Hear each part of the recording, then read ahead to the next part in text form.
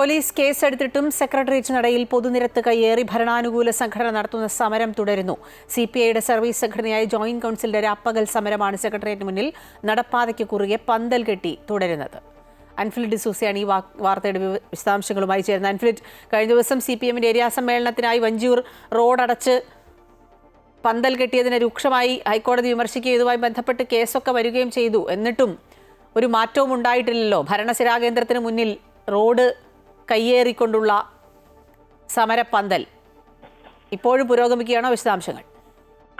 അഖില 6 മണിയോടുകൂടി തന്നെ സമരം അവസാനിച്ചു. പക്ഷേ വലിയ രീതിയിൽ ഈ സംഭവം ചർച്ചയാവുകയും പോലീസ് കേസെടുക്കുകയും ചെയ്തിട്ട് കൂടി ആ സമരവേദിയിൽ നിന്ന് മാറാനോ അല്ലെങ്കിൽ സമരവേദി മാറ്റുന്നതിന് വേണ്ടിയോ സമരത്തിന്റെ സ്വഭാവം മാറ്റുന്നതിനോ അധികൃതർ തയ്യാറായില്ല എന്നതാണ് എടുത്തു പറയേണ്ടത്. കാരണം CPIയുടെ തന്നെ ഭരണാനുകൂല സംഘടനയായ ജോയിന്റ് കൗൺസിലാണ് പങ്കാളിത്ത പെൻഷൻ നിർത്തലാക്കണമെന്ന് ആവശ്യപ്പെട്ട് രാപ്പകൽ സമരം 36 മണിക്കൂർ രാപ്പകൽ സമരമായിരുന്നു. ഇന്നലെ രാവിലെ 10 മണിക്ക് തുടങ്ങിയ സമരമായിരുന്നു.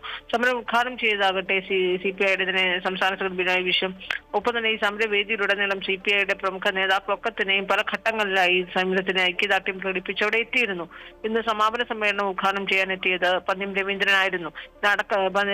പ്രകാശ് ബാബു അടക്കമുള്ള നേതാക്കളൊക്കെ തന്നെയും സമരവേദിയിലുണ്ടായിരുന്നു. പക്ഷേ ഈ കേസ് വലിയ രീതിയിൽ ചർച്ചയാവുകയൊക്കെ ചെയ്തിരുന്നു. കാരണം 2 ദിവസം മുമ്പാണ് മഞ്ചൂർ ഏരിയ സമ്മേളനം റോഡ് ഗതാഗതം പൂർണ്ണമായും തടസ്സപ്പെടുത്തി റോഡ് അടച്ച് വേദി ഒരുക്കി സമ്മേളനം നടത്തിയതിനെതിരെ ഹൈക്കോടതിയിൽ അതിരൂക്ഷ വിമർശനമാണ് സർക്കാരും പോലീസും നേരിട്ടത്. മാത്രമല്ല നാളെ SHO നേരിട്ട് കോടതി ഹാജരാകണമെന്ന് കോടതി ഉത്തരവിടുകയും ചെയ്തു. ഈ ഒരു പശ്ചാത്തലത്തിൽ 31 പേർക്കെതിരെ കേസെടുക്കുകയായിരുന്നു. കാരണം ആദ്യം ഇത് മാധ്യമങ്ങളിലൂടെ CPMന്റെ ഏരിയ സമ്മേളനം ചർച്ചയായപ്പോൾ കണ്ടാലറിയാവുന്ന 500 പേർക്കെതിരെ കേസെടുത്ത് തലയൂരാനുള്ള ശ്രമം നടത്തി പോലീസ്. പക്ഷേ കോടതി ഇടപെട്ടതിനെ തുടർന്നാണ് ഗത്യന്തരമില്ലാതെ വഞ്ചൂർ ഏരിയ സെക്രട്ടറി മധു ഉൾപ്പെടെ പാളയം ഏരിയ സെക്രട്ടറി വഞ്ചൂർ മധു ഉൾപ്പെടെ 31 പേർക്കെതിരെ കേസെടുക്കുന്ന ഒരു സാഹചര്യം ഉണ്ടായി.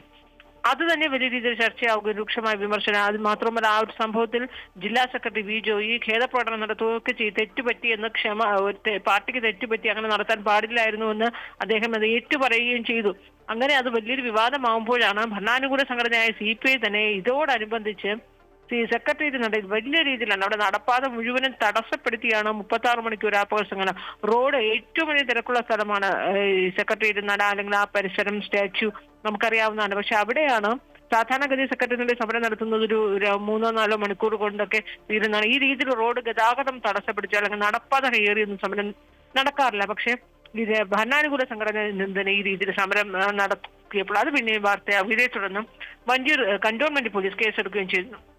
150 പേർക്കെതിരെയാണ് കേസെടുത്തത്. ഈ ജോയിന്റ് കൗൺസിലിന്റെ സംസ്ഥാന അധ്യക്ഷൻ ഉൾപ്പെടെ 150 പേർക്കെതിരെയാണ് പോലീസ് കേസെടുത്തത്. പക്ഷേ ഈ കേസ് എടുക്കുന്നത് തന്നെ ഉച്ചയ്ക്ക് രാവിലെ ഒരു 11-12 മണിയോടുകൂടി കേസെടുക്കുകയും ചെയ്തു.